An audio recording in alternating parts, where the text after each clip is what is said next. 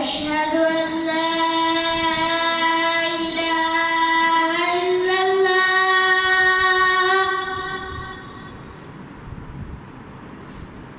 أشهد أن لا إله إلا الله.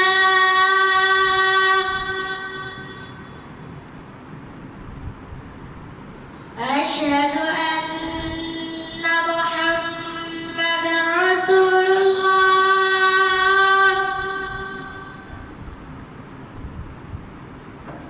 أشهد أن محمدًا رسول الله.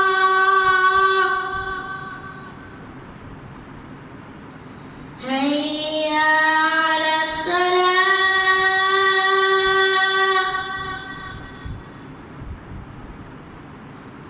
حي على الصلاة.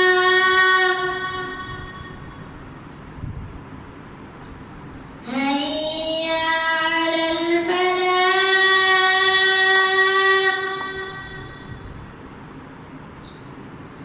حي على الفلاح.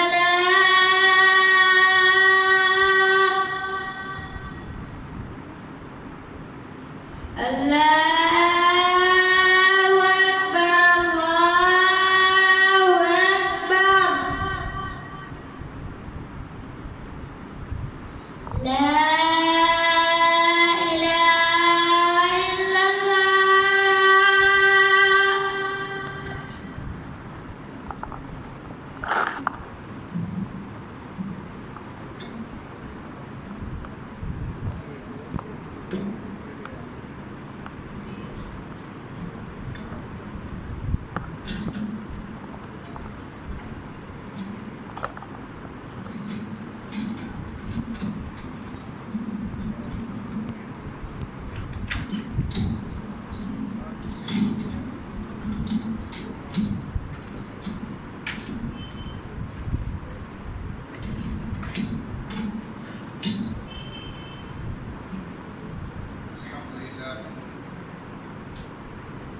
الحمد لله نحمده ونستعينه ونستغفره ونعوذ بالله من شرور أنفسنا ومن سيئات أعمالنا. من يهده الله فلا مضل له ومن يضلله فلا هادي له. أشهد أن لا إله إلا الله وحده لا شريك له وأشهد أن محمدًا عبده ورسوله. أما بعد فإن خير الحديث كتاب الله وخير الهدي هدي محمد صلى الله عليه وسلم وشر الأمور محدثاتها وكل محدثة بدعة وكل بدعة ضلالة وكل ضلالة في النار. اللهم صل على محمد وعلى آل محمد كما صليت على إبراهيم وعلى آل إبراهيم إنك حميد مجيد. اللهم بارك على محمد وعلى آل محمد كما باركت على إبراهيم وعلى آل إبراهيم إنك حميد مجيد.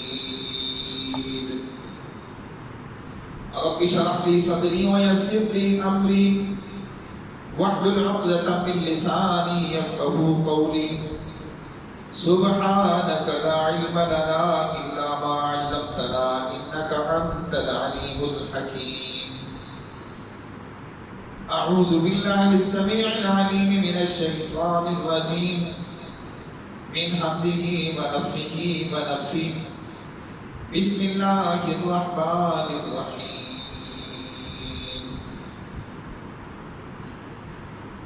یا ایھا الذین آمنوا کتب علیکم الصیام کما کتب علی الذین من قبلکم لعلکم تتقون. احباب دی وقار، رمضان المبارک کا مہینہ بڑا تیزی سے گزر رہا ہے. اللہ رب العزت کی ایک اہم ترین عبادت جو روزے کی شکل میں ہے، وہ اس مہینے کے تعارف کے طور پر ہم اسے جانتے ہیں.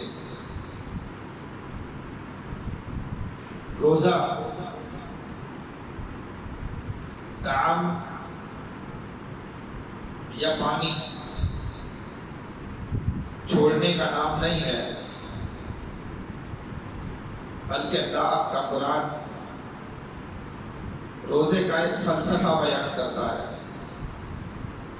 ایک مقصد بتاتا ہے، اور وہ مقصد یہ ہے کہ لعلکم تتقون. ہم نے روزہ تمہارے اوپر اس لیے فرض کیا ہے تاکہ تم بچ جاؤ. کس چیز سے بچنا ہے؟ روزہ فرض ہے، مقصد یہ ہے کہ تم بچ جاؤ. کس چیز سے بچنا ہے؟ اللہ کی نافرمانی سے، گناہوں سے، اللہ کی بغاوت سے بچنے کا نام روزہ ہے. ایک مہینہ اللہ رب العزت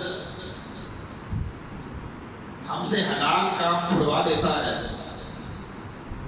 پہلے والی ترتیب ٹھیک تھی، آواز سمجھ نہیں آ رہی ساتھی. ایک مہینہ اللہ رب العزت ہم سے حلال کام چھڑوا دیتا ہے.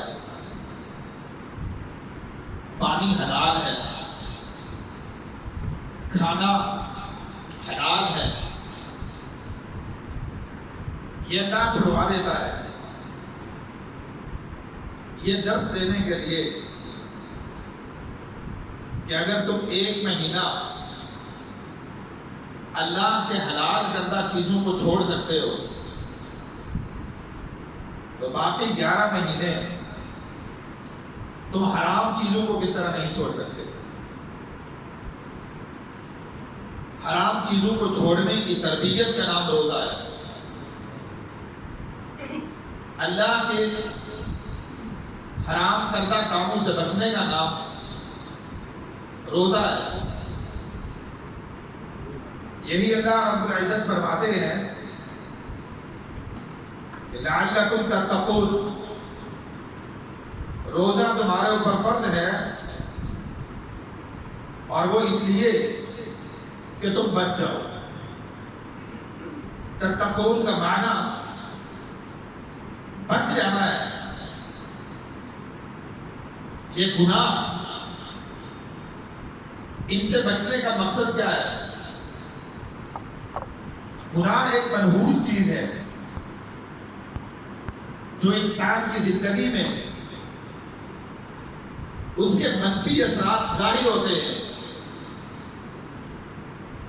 اخروی اعتبار سے جو اس کے نقصانات ہیں وہ تو ہیں ہی، انسان کی زندگی میں بھی گناہ اثر چھوڑتا ہے، نحوست دھکیلتا ہے. اور اس کی طرف اشارہ کیا اللہ رب العزت نے کہ من اعرض عن ذکری فإن له معیشة ضنکا، جو میری یاد سے غافل ہوتا ہے. اگر اس کا معنی میں یوں کروں کہ جو اللہ کے ذکر سے غافل ہو جاتا ہے تو شاید آپ یہ سمجھیں گے کہ ذکر تو سبحان اللہ، الحمدللہ، اللہ اکبر اس چیز کا نام ہے. ذکر اللہ کی یاد کو کہتے ہیں. جو اللہ کی یاد سے غافل ہے فَإِنَّ لَهُ مَعِيشَةً ضَنْكًا، ہم اس کی معیشت تنگ کر دیں۔ اب یہاں پر پھر معیشت کا معنی ہم یہ سمجھتے ہیں کاروبار، مال، دولت، پیسہ۔ معیشت کا معنی یہ نہیں ہے، یہ ہمارے ذہنوں کی اختراع ہے۔ معیشت کا لفظ عیش سے نکلا ہوا ہے، اور عیش کا عربی زبان میں معنی ہے زندگی گزارنا۔ اللہ ارشاد فرماتے ہیں جو میری یاد سے غافل ہوتا ہے، نماز کا وقت اللہ کی یاد کا ہے، صدقے کا وقت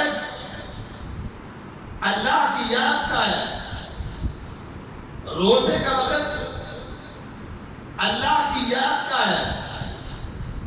جب تک اللہ تصور میں نہ آئے انسان کوئی نیکی کرتا ہی نہیں۔ اللہ کا تصور دماغ میں لا کر تم یہ نیکیاں کرو، اگر اس کی ذکر سے، اس کی یاد سے، اس کے تصور سے اپنے آپ کو دور کر دو گے تو اللہ کہتے ہیں میں دوبارہ جینا دو بھر کر دوں گا، معیشت تنگ کا، میں تمہاری زندگی تنگ کر دوں گا۔ ایک محلے کا چودھری کسی کو کہہ دے، ایک گلی محلے کا کونسلر کسی کو کہہ دے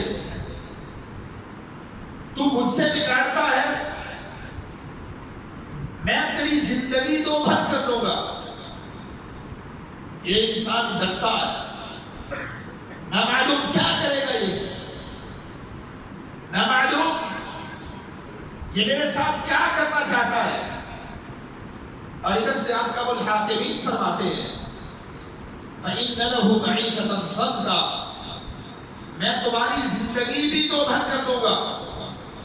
وَنَحْشُرُهُ يَوْمَ الْقِيَامَةِ أَعْمَى، اور تمہاری آخرت بھی تباہ کر دوں گا۔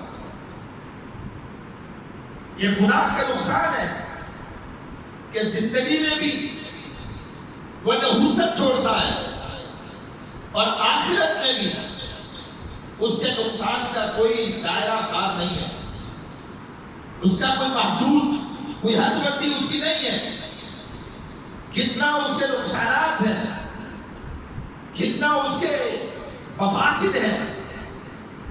اگر کسی بندے کا کاروبار چمک رہا ہے، اس کے گھر میں ناچاکی پیدا ہو گئی، کاروبار کی چمک کا حسن تباہ و برباد ہو گیا، لاکھوں کماتا ہے، گھر میں آتا ہے تو بیوی روٹھ کے بیٹے گئی ہوئی ہے، بہو بیٹے کے باہمی تکرار چل رہا ہے، گھر کے اندر ماحول ہر وقت پریشانی کا ہے۔ یہی معنی ہے اس آیت کا کہ فَإِنَّ لَهُ مَعِيشَةً ضَنْكًا، اے انسان تو پھر جی کے دکھا، میں دیکھتا ہوں تو کیسے جیتا ہے، میری بغاوت کرتا ہے، میرے احکامات کو روکتا ہے، میری باؤنڈریز کو پھیلاتا ہے، میری حد بندوں کا، حد بندیوں کا ان سے تجاوز کرتا ہے، میرے احکامات کو پس پشت ڈالتا ہے، میرے حکم پہ کان نہیں دھرتا، میری بات کی تو قدر نہیں کرتا، اور پھر تو یہ سمجھتا ہے کہ تجھے دنیا میں کچھ سکون کی زندگی مل جائے گی۔ سکون صرف اللہ کے دین میں ہے، اس کے احکامات کی وجہ آوری میں ہے، اللہ رب العزت کے منہیات سے رکنے میں، دنیا میں بھی اور آخرت میں بھی۔ گناہ کو چھوڑنے کا نام سکون ہے، گناہ کو ترک کر جیئے، گویا کہ تم نے رمضان سے فائدہ حاصل کر دیا ہے، رمضان کے مقصد کو پا لیا ہے، رمضان گزر گیا، گناہ تک نہیں کر سکے، گناہ کو چھوڑ نہیں سکے۔ اللہ پہ ہماری جرأت بدستور قائم ہے۔ احکم الحاکمین کے سامنے ہم پھر بھی طاقتیں دکھاتے ہیں، جرأتیں کرتے ہیں، تو پھر یوں سمجھیے کہ رمضان ہماری زندگی میں وبال جان بن گیا۔ پھر یہ کوئی خیر و برکت کا مہینہ نہیں ہے، پھر یہ کوئی خیر کا مہینہ نہیں ہے، پھر یہ وبال ہی وبال ہے۔ آخرت میں گناہ کا کتنا بڑا، آخرت کے اعتبار سے گناہ کتنا نقصان دہ ہے۔ نبی علیہ السلام کی صرف 2 حدیثیں سنا کے میں اپنی بات کو آگے بڑھاؤں گا۔ اللہ کے نبی علیہ السلام نے مخفی گناہ کے بارے میں ارشاد فرمایا، چھپ کے گناہ کرتا ہے، مخفی گناہ کرتا ہے۔ اللہ کے نبی علیہ السلام ارشاد فرماتے ہیں، ایک ایسا بندہ، اللہ کے نبی علیہ السلام، اناس من امتی، میں اپنے امت کے کچھ لوگوں کو جانتا ہوں، یاتون یوم القیامت لہم حسنات کامثال جبال تہامہ، قیامت کے دن آئیں گے اور ان کی نیکیاں تہامہ پہاڑ سے بھی بھاری ہوگی۔ پہاڑ کا نام لیا ہے کیوں؟ پہاڑ اپنی بلندی میں بھی مثال دیا جاتا ہے اور اپنے وزن میں بھی پہاڑ کی مثال دی جاتی ہے۔ نیکیاں وزنی بھی ہیں، نیکیاں بلند بھی ہیں۔ قیامت کے دن بلند نیکیاں لے کے آیا، وزنی نیکیاں لے کے آیا، نہ بلندی میں ان کا کوئی مثال، نہ وزندار ہونے میں ان کی کوئی مثال، لیکن فَيَجْعَلُهَا اللَّهُ هَبَاءً مَنْثُورًا، اللہ اس کی نیکیوں کو ایسے اڑا دے گا جس طرح تیز آندھی ریت کے ذرات کو اڑا دیتی ہے۔ اس کی نمازیں اڑ گئیں، اس کی زکاتیں اڑ گئیں، ساری کی ساری نیکیاں اس کی اڑا دی گئیں۔ اب صحابہ کرام نے پوچھا، اے اللہ کے نبی علیہ السلام، یہ بد نصیب لوگ کون جن کی نیکیاں یوں اڑا دی گئیں؟ کون ہے وہ بدقسمت لوگ؟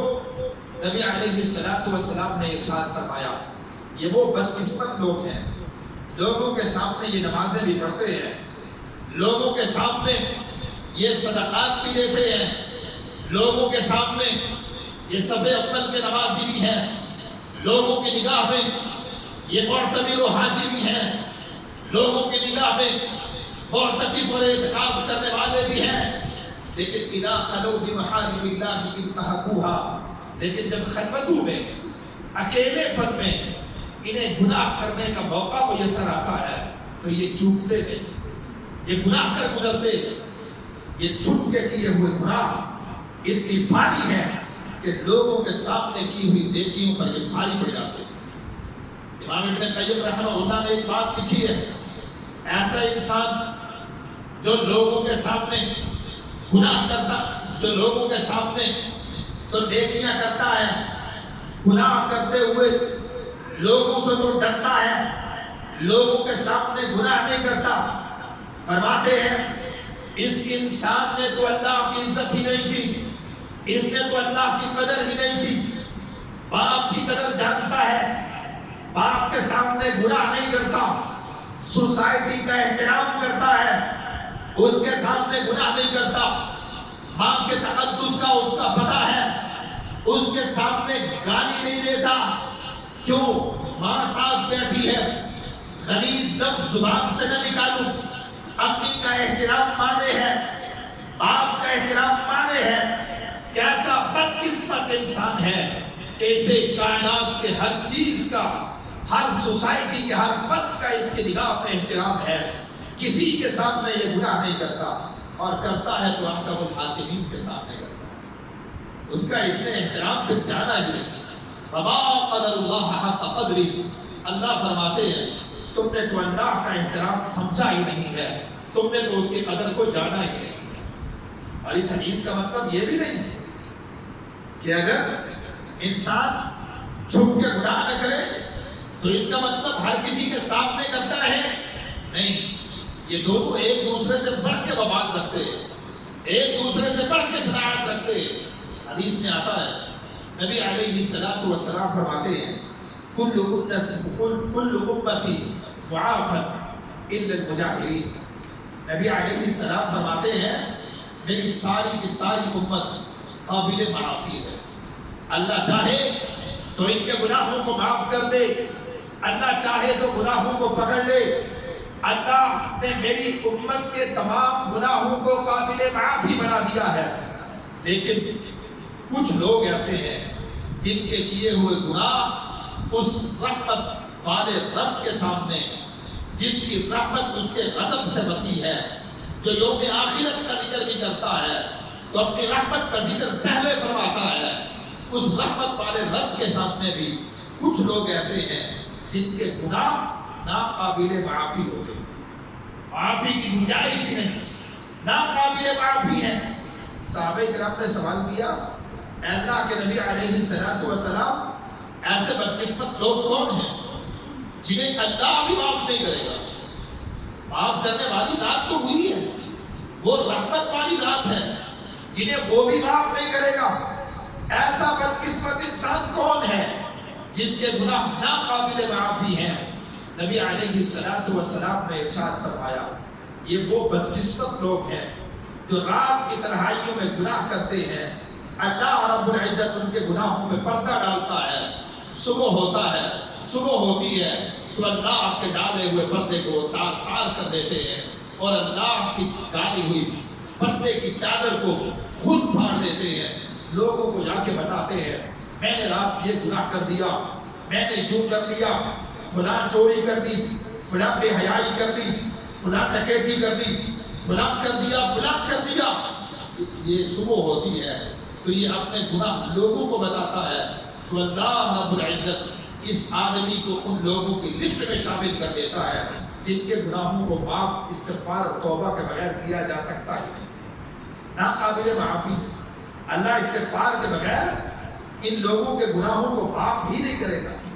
میرے بھائی، یہ گناہ کی شناعت ہے، یہ گناہ کی شناعت ہے، اور انسان اس سب کچھ کی، ان ساری احادیث کو سننے کے بعد پھر بھی گناہ پہ جرأت کرتا ہے.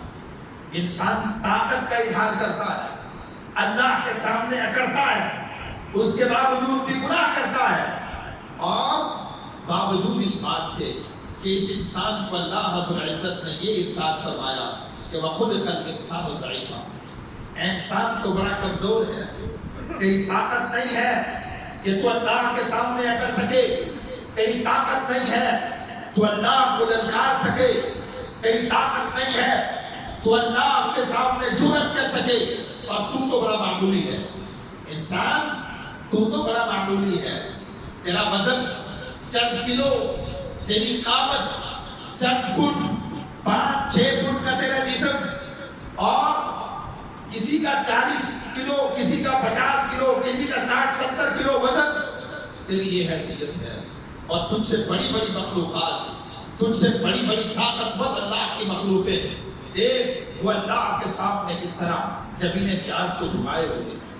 یہ بھی اللہ کے جھنجھوڑنے کا ایک انداز ہے کہ اللہ رب العزت نے مختلف مخلوقات کا ذکر کیا ہے. دیکھو سورج کو، دیکھو چاند کو، دیکھو فرشتوں کو، دیکھو زمین کو، دیکھو آسمان کو، دیکھو کس طرح میرے مطیع ہیں، دیکھو کس طرح میرے فرما بردار ہیں. چند ایک مقامات کو سن لیجیے. اللہ رب العزت نے ارشاد فرمایا ہے فرشتوں کے بارے میں. اللہ ارشاد فرماتے ہیں قرآن مجید میں وَالنَّازِعَاتِ غَرْقًا وَالنَّاشِطَاتِ نَشْطًا وَالسَّابِحَاتِ سَبْحًا فَالسَّابِقَاتِ سَبْقًا. اللہ ارشاد فرماتے ہیں فرشتے میری اطاعت میں، میرے احکامات کی پیروی میں ایسے جلدی کرتے ہیں جس طرح مچھلی میں، جس طرح پانی میں مچھلیاں تیرتی. یہ اللہ رب العزت یہ فرشتوں کی مثال بیان کرتے ہیں. وَالسَّابِحَاتِ سَبْحًا، اللہ کا حکم ہوتا ہے اور یہ مچھلیوں کی طرح تیرنے لگ جاتے ہیں. فَالسَّابِقَاتِ سَبْقًا، ایک دوسرے سے سبقت لیتے ہیں کہ اللہ کا حکم کی بجاوری پہلے میں کروں، اللہ کا احکام پہلے میں مانوں. اور پھر ان کی طاقت کتنی ہے؟ ایک پہاڑ کا فرشتہ طائف کا میدان ہے، نبی رحمت کی خدمت میں حاضر ہوا اے اللہ کے نبی علیہ السلام آپ حکم کیجئے میں اس پہاڑ کو اٹھاؤں، ان دونوں پہاڑوں کو اٹھا کے ان طائف کی وادی میں بیچ میں رہنے والے لوگوں کو ایسے پہاڑوں کے بیچ میں رگڑ دوں۔ یہ طاقت کا معیار ہے، یہ طاقت کا عالم ہے، لیکن اس کے باوجود بھی اللہ ارشاد فرماتے ہیں یہ فرشتے میرے خوف کی وجہ سے کانپے جاتے ہیں، میرے ڈر کی وجہ سے انہیں طاقت نہیں ہے۔ لا یعصون اللہ ما امرهم ویفعلون ما یؤمرون، ان فرشتوں کی یہ طاقت نہیں ہے کہ یہ میرے حکم سے سرزد و تجاوز کر سکے۔ اللہ کے نبی علیہ السلام نے صرف جبریل امین کا ذکر کیا ایک حدیث میں، مسند احمد کی حدیث ہے۔ نبی علیہ السلام فرماتے ہیں قد رأیتہ منہبطا من السماء، میں نے اسے آسمان سے اترتے ہوئے دیکھا، وقد ملأ ما بین السماء والارض، جبریل کو اللہ نے اتنا بدیع بنایا ہے، جبریل کو اللہ نے اتنا بڑا جسم بخشا ہے، اتنی بڑی طاقت بخشی ہے، اتنا بڑی جسامت بخشی ہے، قد ملأ ما بین السماء والارض، کہ اس نے زمین اور آسمان کے بھراؤ کو بھر رکھا تھا۔ فرشتے کتنے بڑے ہیں، کتنے طاقتور ہیں۔ جبریل امین کے بارے میں فرمایا میں نے جبریل کو دیکھا، ایک جبریل کے 600 پر ہے۔ ایک فرشتے کے بارے میں ارشاد فرمایا قد اذن لی، اللہ کے نبی فرماتے ہیں آج مجھے اللہ نے یہ اجازت دی میں تمہیں بتاؤں ملکم من ملائکۃ اللہ، اللہ کے فرشتوں کے بارے میں بتاؤں کتنی بڑی مخلوق ہے، کتنی طاقتور ہے۔ من حملۃ العرش، وہ فرشتے جنہوں نے عرش کو تھام رکھا ہے، اللہ کے عرش کو اٹھا رکھا ہے۔ نبی علیہ السلام فرماتے ہیں من شحمتہ الی عاتقہ، اس کی کان کی لو سے اس کے کندھے تک کا جو فاصلہ ہے، حدیث میں آتا ہے یہ 700 سال کی مسافت کا فاصلہ ہے۔ ایک فرشتہ اتنا بڑا، لیکن بندار عصمت ایسے ہیں اللہ کے حکم کے بجاوری میں ایک دوسرے سے سبقت ایسی لیتے ہیں کہ اللہ کہتے ہیں فالسابقات سبقا، انہیں طاقت نہیں ہے، انہیں یہ جرأت نہیں ہے کہ اللہ کے حکم کی، اللہ کے حکم سے ایک لحظے کے لیے اللہ کے حکم کی عدولی کریں، اللہ کی نافرمانی کریں۔ انسان تیری طاقت کیا ہے، تیری حیثیت کیا ہے کہ تجھے رب کہتا ہے کہ وَخُلِقَ الْإِنسَانُ ضَعِيفًا، تو بڑا کمزور پیدا کیا گیا اور اس کے باوجود تو اس احکم الحاکمین کے سامنے اکڑتا ہے۔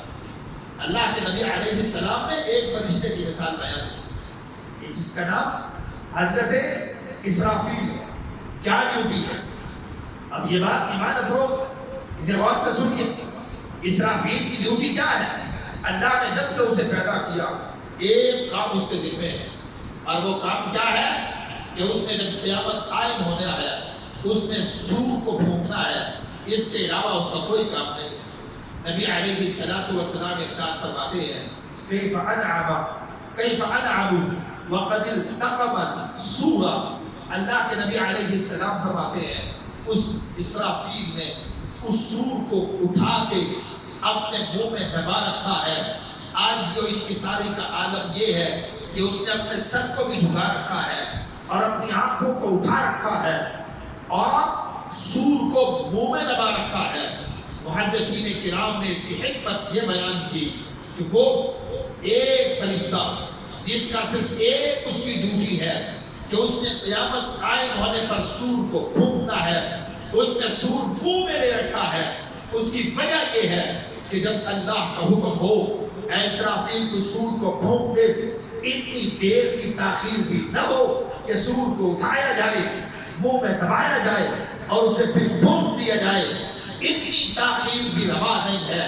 اللہ کے حکم میں، اس کے احکامات کی بجاوری میں، اس کے احکامات کو ماننے میں اتنی تاخیر بھی نہ ہو۔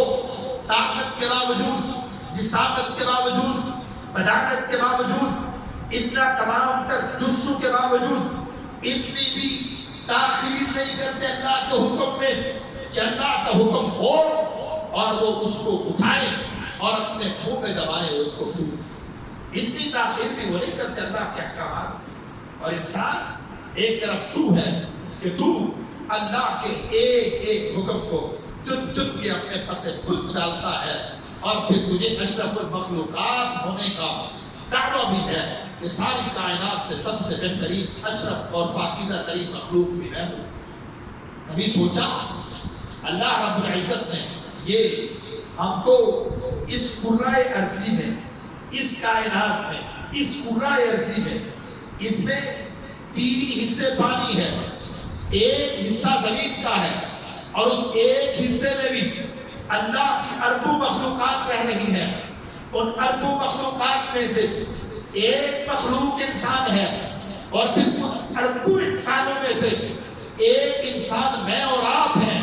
بتلائیے اس ایک زمین کا اگر پرسنٹیج مقرر کی جائے، اگر کوئی ریشو کا تعین کیا جائے، میری اور آپ کے ذات کے ریشو کہاں جا کے بنتی ہے؟ لیکن اس پوری زمین میں اس سے کتنی گنا سورج بڑا ہے. اس پوری زمین سے سورج کتنا بڑا ہے، کتنا بڑا ہے آپ احباب جانتے ہیں. لیکن اتنا بڑا سورج، اتنا بڑا سورج جس کے قریب آج تک کوئی سائنس کی ٹیکنالوجی نہیں آ سکی، جس تک سائنسدان پہنچنے کی کوشش کے باوجود نہیں پہنچ سکے، جس کی تپش، جس کی حرارت ہم سے ہزاروں کیا کروڑوں میل فاصلے کے باوجود ہمیں جلائے دیتی ہے. اتنی تپش کا حامل، اتنی حرارت کا حامل، اتنی بڑا سورج، اللہ سے خوف کا عالم کیا ہے اس کے بارے میں اللہ کہتے ہیں الشمس ينبغي لها ان تدرك القمر ولا الليل سابق النهار وكل في فلك يسبحون. جب سے اللہ نے اسے پیدا کیا، سورج ایک بات سن لے، تیرا یہ میدان ہے، تو نے اس کے گرد گھومنا ہے. اب وہ سورج اللہ کے خوف کی وجہ سے، اس کے ڈر کی وجہ سے، اپنی حرارت کے باوجود، اپنی تپش کے باوجود، اپنے تمام تر بڑا ہونے کے باوجود آج تک ایک لحظے کے لیے اپنے مدار سے ادھر ادھر نہیں ہوا. اللہ کہتے ہیں سورج کی یہ طاقت نہیں ہے، سورج کی یہ طاقت نہیں ہے وہ چاند کے مدار میں آ سکے، چاند کی یہ طاقت نہیں ہے. تمام تر برودت کے باوجود، تمام تر چمک کے باوجود، تمام تر حیرت کے باوجود چاند میں یہ طاقت نہیں ہے کہ سورج کے مدار میں جا سکے. چاند اس سے ڈرتا ہے، سورج اس سے ڈرتا ہے، اس کے خوف کی وجہ سے یہ بگڑے جاتے ہیں. انسان تیری جرأت کا عالم یہ ہے، تیری حیثیت یہ ہے کہ تجھے رب خلق الانسان ضعیفہ کہتا ہے، اور تیری جرأت یہ ہے کہ رب تیری جرأت کا بیان ان الفاظ سے کرتا ہے کہ فما اصبرهم علی النار. انسان تو یہ کہتا ہے قیامت آئے گی تو دیکھی جائے گی، تو یہ کہتا ہے آئے گی تو دیکھی جائے گی، تو یہ کہتا ہے یہ جہان جس نے یہ جہان تو ہم نے دیکھ لیا، اگلا جہان کس نے دیکھا ہے؟ اس طرح کے تو جملے بولتا ہے، اللہ کے سامنے جرأت کرتا ہے ان جملوں کی. پھر بھی تو دیکھ وہ احکم الحاکمین تجھے رزق بھی دیتا ہے، پھر بھی دیکھ وہ تیری پکڑ بھی نہیں کرتا، پھر بھی دیکھ وہ تیری گرفت بھی نہیں کرتا، اس نے پھر بھی تجھے مہلت دے رکھی ہے. انسان کو اپنے آپ کو بھی دیکھ اور اس احکم الحاکمین کو بھی. تیری کیا حیثیت ہے اس احکم الحاکمین کے سامنے، تیری کیا طاقت ہے اس احکم الحاکمین کے سامنے، اور پھر اس کے سامنے تیری اکڑ کتنی ہے. اللہ رب العزت نے ایک اور مقام پر ایک اور انداز سے بیان کیا. اللہ رب العزت ارشاد فرماتے ہیں ان عرضنا الامانۃ علی السماوات والارض والجبال. اللہ نے ارشاد، اس کی مختلف تفسیریں ہیں، میں ایک تفسیر کا صرف ذکر کروں گا. اللہ کہتے ہیں ہم نے ڈیوٹیاں سونپی، ان عرضنا الامانۃ علی السماوات والارض. ہم نے آسمان کو ایک ڈیوٹی سونپی، ہم نے زمین کو ایک ڈیوٹی سونپی، والجبال ہم نے پہاڑ کو ایک ڈیوٹی سونپی. ہر چیز کے ذمے ایک کام لگا دیا، اور انسان تیرے بھی ذمے ایک کام لگایا ہے، اور تیرے ذمے کیا ہے؟ فما امروا الا ليعبدوا الله مخلصين له الدين. تیرے ذمہ یہ کام ہے کہ تو نے اسے راضی کرنا ہے، تو نے اس کے احکامات کو پس پشت نہیں ڈالنا، تیرے ذمہ صرف یہ کام ہے۔ اور ان کے ذمہ ان کی طاقت کے مطابق کام لگائے۔ تیری طاقت نہیں تھی تو زمین کو قابو میں رکھ سکتا، اسے ہلنے سے بچا سکتا، تیری طاقت نہیں تھی اس ساری کائنات پہ تو سایہ کر سکتا، اس لیے تجھے تیری طاقت کے مطابق کام بتایا۔ آسمان کو آسمان کی طاقت کے ذمہ، آسمان کی طاقت کے مطابق اس کو ڈیوٹی سونپی، زمین کو زمین کی طاقت کے مطابق ڈیوٹی سونپی۔ اللہ کہتے ہیں اِنَّا عَرَضْنَا الْأَمَانَةَ عَلَى السَّمَاوَاتِ، ہم نے ایک ڈیوٹی سونپی آسمانوں کو، والارض ایک ڈیوٹی سونپی زمین کو، والجبال ایک ڈیوٹی سونپی پہاڑوں کو، فَأَبَيْنَ أَن يَحْمِلْنَهَا، آسمان بھی اپنی ڈیوٹی پوری کر رہا ہے، اس نے بھی اس امانت میں خیانت سے انکار کر دیا۔ فَأَبَيْنَ أَن يَحْمِلْنَهَا، آسمان خیانت نہیں کرتا، ڈیوٹی کی سایہ دیتا رہے، آج تک سایہ فکر ہے، زمین اپنی ڈیوٹی پوری کر رہی ہے، اپنا حکم بجا لا رہی ہے، اپنا کیا گیا امر جو اسے اللہ نے سونپا تھا اسے پورا کر رہی ہے۔ آسمان اس کا حکم مان رہا ہے، زمین اس کا حکم مان رہی ہے، پہاڑ اس کا حکم مان رہے ہیں۔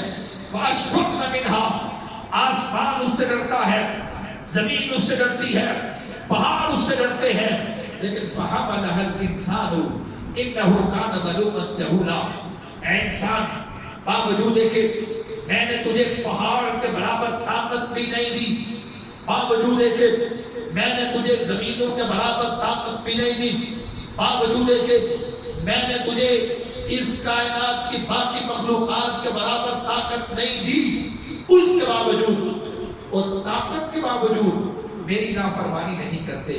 فَحَمَلَهَا الْإِنسَانُ، اے انسان تو خیانت کا مرتکب ہوا، تجھے میں نے حکم دیے اور تم ان احکامات میں خائن ثابت ہوا۔ إِنَّهُ كَانَ ظَلُومًا جَهُولًا، اے انسان تو ظالم اور جاہل ٹھہرا۔ اور پھر تجھے دعویٰ یہ بھی ہے کہ میں اس ساری کائنات سے افضل بھی ہوں، دعویٰ یہ بھی ہے کہ میں اس ساری کائنات سے افضل بھی ہوں۔ اور یہ کتاب جس کے بارے میں اقبال نے کہا تھا کہ پھول کی پتی سے کٹ سکتا ہے ہیرے کا جگر، مرد نانا پہ کلام نرم و نازک بے اثر۔ اے انسان تجھے اللہ نے کتنا بڑا دل دیا، کہتے ہیں نا بڑا شور سنتے تھے پہلو میں دل کا، جینا تو ایک قطرہ بھی نہ تھا، یہ تو کیا تیرا دل ہے، کیا تجھے جسامت ملی ہے۔ یہ کتاب جو کتاب آسمانوں سے اللہ نے تیرے دل پہ اتاری، یہ کتاب کتنی بھاری ہے، کتنی مؤثر ہے، کتنی اثرات رکھتی ہے، اس کے بارے میں رب یہ کہتا ہے لو انزلنا هذا القرآن على جبل لرأيته خاشعا متصدعا من خشية الله، یہ پہاڑوں جیسے صلابت والے، طاقت والے پہاڑوں جیسے پختہ چیزوں پر اگر ہم اس کتاب کو نازل کرتے، پہاڑ جیسے ٹھوس چیزیں اگر اس کتاب کو ہم ان پہ نازل کرتے، لَرَأَيْتَهُ خَاشِعًا مُتَصَدِّعًا مِنْ خَشْيَةِ اللَّهِ، وہ بھی اللہ کے خوف کی وجہ سے ریزہ ہو جاتے۔ انسان تیرے دل پہ نازل کیا، لیکن پھر وہی رب یہ کہتا ہے أَفَلَا يَتَدَبَّرُونَ الْقُرْآنَ أَمْ عَلَىٰ قُلُوبٍ أَقْفَالُهَا، انسان پہاڑ کے اوپر تو یہ کتاب مؤثر ہوتی ہے اور تیرے اوپر یہ کتاب بھی اثر نہیں کرتی۔ انسان تیری طاقت کیا ہے اور پھر تیری جرأت کیا ہے، اپنی طاقت کو بھی دیکھ اور اس کے برعکس اپنی جرأت کو بھی دیکھ، اور پھر آخری نقطہ ایک سمجھانے لگا اس نقطے کو بھی پھر سمجھ لیجیے۔ اپنی طاقت بھی دیکھ، اپنی طاقت بھی دیکھ، پھر اپنی جرأت بھی دیکھ، اپنی حیثیت بھی دیکھ، پھر اپنی جرأت بھی دیکھ، پھر اس کی رحمت بھی دیکھ۔ انسان پھر اس کی رحمت بھی دیکھ۔ اب ذرا اس وقت اب اس نقطے میں ذرا توجہ کیجیے۔ اللہ کہتے ہیں الشمس ينبغي لها ان تدرك القمر والليل سابق النهار وكل في فلك يسبحون، جب سے سورج پیدا ہوا ایک لحظے کے لیے نافرمانی نہیں کی. جب سے فرشتے پیدا ہوئے اللہ کہتے ہیں لا یستقدمون الساعة ولا یستأخرون. ایک ساعت ایک لمحے کے لیے بھی فرشتوں نے بھی نافرمانی نہیں کی. یہ پہاڑ ایک لمحے کے لیے نافرمان ثابت نہیں ہوئے. یہ مطیع ہے ساری کائنات, یہ ساری کائنات مطیع ہے. ایک ایک چیز کا نام لیا سورہ حج میں. أَلَمْ تَرَ أَنَّ اللَّهَ يَسْجُدُ لَهُ مَنْ فِي السَّمَاوَاتِ وَالْأَرْضِ الشَّمْسُ وَالْقَمَرُ وَالنُّجُومُ. ایک ایک چیز کا نام لیا جا رہا ہے. فرمایا اس کی مطیع ہے. أَلَمْ تَرَ أَنَّ اللَّهَ يَسْجُدُ لَهُ مَنْ فِي السَّمَاوَاتِ وَمَنْ فِي الْأَرْضِ. آسمان زمین, آسمان اور زمین کے درمیان رہنے والے ساری کی ساری مخلوقات, زمین کی ساری مخلوقات, آسمان کی ساری مخلوقات, سارے کے سارے اس کے مطیع ہیں. ایک لحظے کے لیے بھی اس کی نافرمان نہیں. پھر قرآن کو دیکھیے, پھر حدیث کو دیکھیے. الف لام میم سے شروع کیجیے, والناس تک جائیے. یہ ساری چیزیں مطیع ہیں. پہاڑ کی عظمت کا کہیں ذکر نہیں کیا. اس احکم الحاکمین نے وہ پہاڑ مطیع ہے, اس کی عظمت کا ذکر نہیں کیا. چاند مطیع ہے, اس کے مقام کا ذکر نہیں کیا. یہ سورج مطیع ہے, کہیں نہیں کہا کہ یہ جنت میں جائے گا, اس کو کیا انعام ملیں گے, کتنا اکرام ملے گا, کسی چیز کا ذکر نہیں کیا. حتیٰ کہ فرشتوں کا یہ ذکر نہیں کیا. جبریل جنت میں جائے گا, میکائیل جنت میں جائے, کسی چیز کا ذکر نہیں کیا. انسان کے لیے دیکھ تو صحیح, تو ساری زندگی اس کی نافرمانی کرتا رہے, تو ساری زندگی اس کی بغاوتیں کرتا رہے, اور تیری نوبت بغاوت کی یہاں تک پہنچے کہ تو اس کی غیرت پہ ہاتھ ڈال دے. یہ بات میں کوئی جذبات میں نہیں کہہ رہا, اللہ کی قسم یہ اللہ کے نبی نے فرمائے ہیں کہ اللہ کی غیرت کو تم ہاتھ ڈالتے ہو. یہ معمولی بات نہیں ہے کہ تم اس کی غیرت کو ہاتھ ڈالتے ہو. صحابہ کرام سے فرمایا المؤمن یغار واللہ یغار. لوگو مومن, تم غیرت تمہیں آتی ہے نا, اور غیرت ہونا, غیرت مند ہونا ایمان کا تقاضا ہے. مومن بے غیرت نہیں ہوتا, مومن دیوس نہیں ہوتا. اس لیے کہ مومنوں کا رسول بھی غیرت مند تھا, اور مومنوں کا اللہ بھی غیرت مند ہے. مومنوں کا اللہ بھی غیرت مند ہے.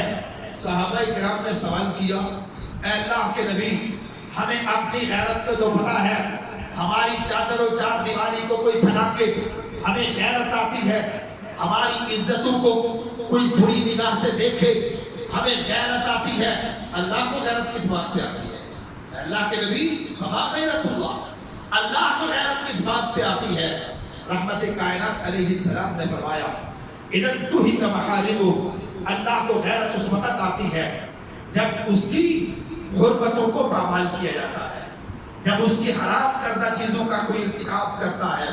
اس نے فرمایا, اللہ ارشاد, اللہ فرماتے ہیں, اس اللہ نے فرمایا سود نہیں کھانا, سود کھاتا ہے, اس کی غیرت کو تم نے ہاتھ ڈالا. اللہ نے فرمایا نماز کا ترک نہیں کرنا, نماز کو تو ترک کرتا ہے, تو اس کی غیرت کو ہاتھ ڈالتا ہے. اس اللہ نے فرمایا غیبت نہیں کرنی, غیبت کرتا ہے تو اس کی غیرت کو للکارتا ہے. تیری طاقت یہ تھی, تیری حیثیت یہ تھی, اور پھر تیری حیثیت یہ تھی, اور پھر تیری جرأت یہ تھی کہ تو نے اس احکم الحاکمین کی غیرت کو للکارا ہے. پھر دیکھ اس کی رحمت کتنی بڑی ہے کہ وہ یہ کہتا ہے اے انسان, تو میری بغاوت بھی کرتا رہا, تو مجھے للکارتا بھی رہا, تو میرے سامنے کرتا بھی رہا, تو میرے سامنے تو نے کبھی عجز و انکساری بھی اختیار نہیں کی.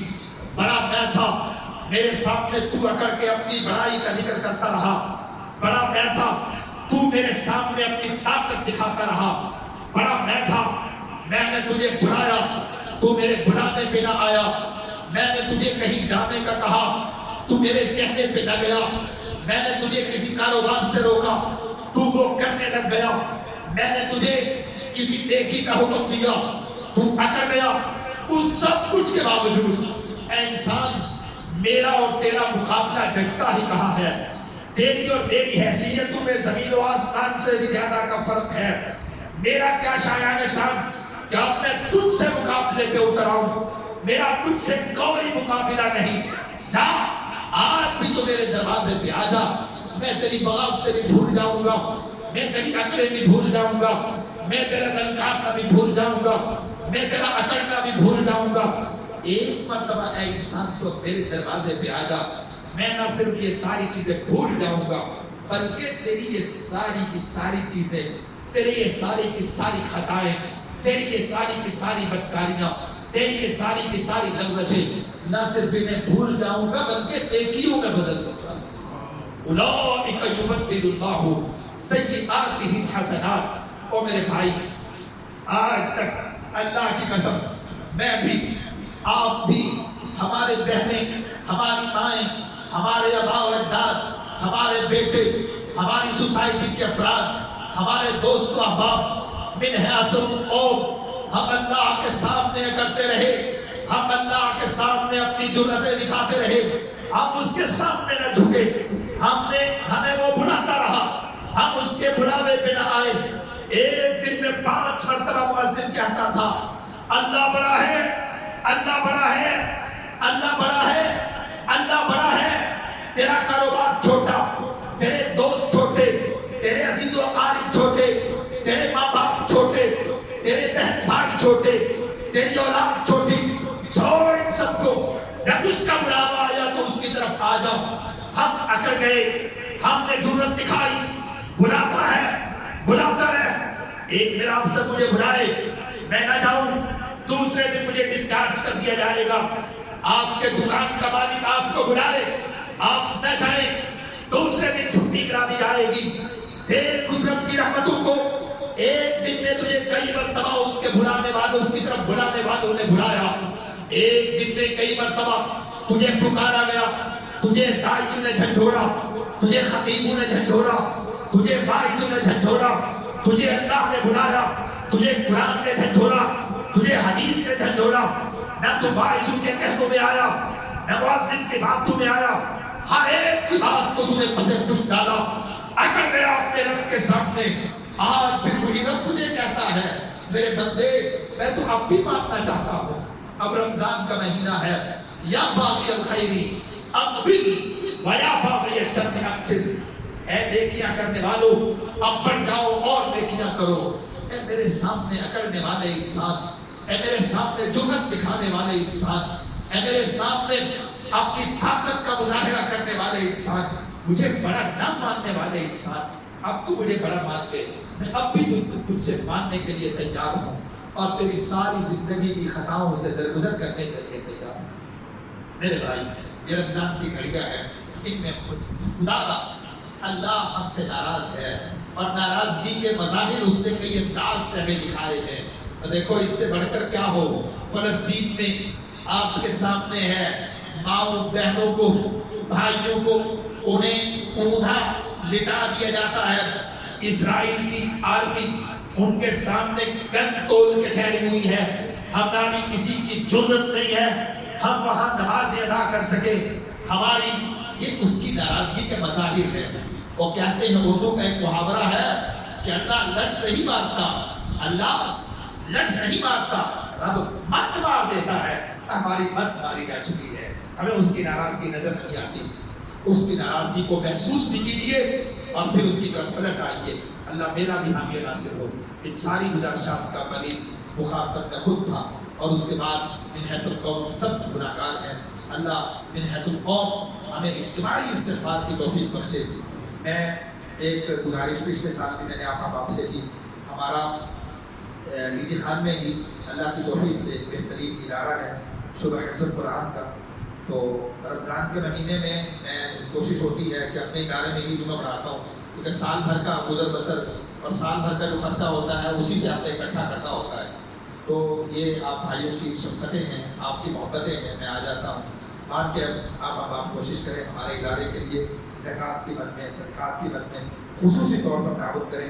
یہ بابا سرور صاحب بیٹھے ہیں، ان سے میں گزارش کروں گا، یہ نماز کے بعد باہر ٹھہریں گے، آپ احباب ہمارے ادارے کے لیے خصوصی طور پر تعاون کر کے جائیں. میں یہیں بیٹھوں گا, اگر کوئی ساتھی مجھ سے تعاون کرنا چاہے تو میں یہیں ہوں گا. باقی بابا سرور صاحب وہ باہر تشریف فرما ہوں گے. مسجد کے لیے بھی آپ کی اپنی مسجد کا سب سے بڑا حق ہے. آپ پہلے اپنی مسجد کی ضرورتوں کو پورا کریں اور اس کے بعد ہمارے ادارے کو بھی دیکھیں. اللہ ہمیں ناصر ہو. اقول قولی ھذا استغفر اللہ لی ولکم ولسائر المسلمین. اسی طرح ہماری معزز بہنیں مائیں, ان سے بھی میں ملتمس ہوں کہ ان میں سے بھی کوئی ایک خاتون وہ ہمارے ادارہ ڈیرہ غازی خان کے لیے تعاون اکٹھا کر لے, اور روٹین کے باعث جس طرح یہاں کا اگر کوئی ترتیب ہوتی ہے تو اسے ضرور محفوظ رکھیں.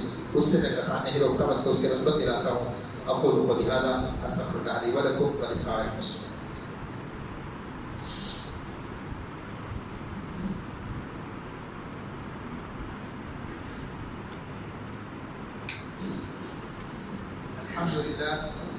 الحمد لله نحمده ونستعينه ونستغفره ونعوذ بالله من شرور أنفسنا ومن سيئات أعمالنا. من يهده الله فلا مضل له ومن يضلل فلا هادي له. أشهد أن لا إله إلا الله وحده لا شريك له وأشهد أن محمدا عبده ورسوله. أما بعد فإن خير الحديث كتاب الله وخير الهدي هدي محمد صلى الله عليه وسلم وشر الأمور محدثاتها وكل محدثة بدعة وكل بدعة ضلالة وكل ضلالة في النار. اللهم صل على محمد وبارك وسلم وصل عليه. اللهم انصر الإسلام والمسلمين. اللهم أذل الشرك والمشركين. اللهم دمر أعداء الدين. اللهم خالف بين كلمتهم وشتت شملهم وفرق جمعهم ومزق بنيانهم ولا تدع لهم دارا من ديارهم وانصرنا عليهم ولا تنصرهم علينا يا رب العالمين. دعا کی درخواست ہے بیماروں کے لیے. اللهم اشفهم شفاء كاملا عاجلا غير آجل نافعا غير ضار يا رب العالمين. بے اولاد احباب کے لیے دعا کی درخواست ہے. ربنا هب لنا من ازواجنا وذرياتنا قرة اعين واجعلنا للمتقين اماما واجعلنا للمتقين اماما. بیٹیوں والے احباب کی طرف سے درخواست ہے کہ نرینہ اولاد کے لیے دعا کریں. اللہ تعالیٰ ان کے جھولیوں کو بھر دے. اللہ تعالیٰ انہیں نرینہ اولاد نصیب فرمائے. اقول قولی ھذا استغفر اللہ لی ولکم ولسائر المسلمین.